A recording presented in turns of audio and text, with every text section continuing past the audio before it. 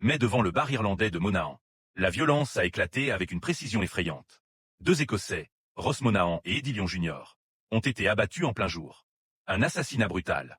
Un choc en Espagne et au Royaume-Uni. Monaghan, lui, était lié à la tristement célèbre famille mafieuse des Lyon. Et Lyon Jr., son proche associé, n'était pas un inconnu pour les forces de l'ordre.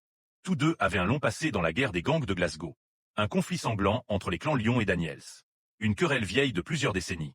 Faite de fusillades, de coups de couteau, et de règlements de comptes sans fin.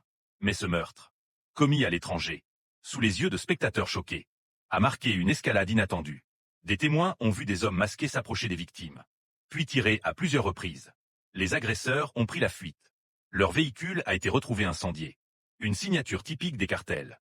Les autorités espagnoles n'ont eu aucun doute. Ce n'était pas une explosion de violence hasardeuse, mais une exécution planifiée, avec les empreintes digitales de la pègre partout dessus. Ce qui paraissait être 2 anciens gangsters exilés, profitant de la belle vie au soleil, était en réalité la suite d'une guerre jamais terminée. Pas une trêve, mais une extension de la violence. Et maintenant que 2 des noms les plus célèbres de Glasgow sont morts, une question brûle toutes les lèvres. Qui a ordonné le coup? Et pourquoi?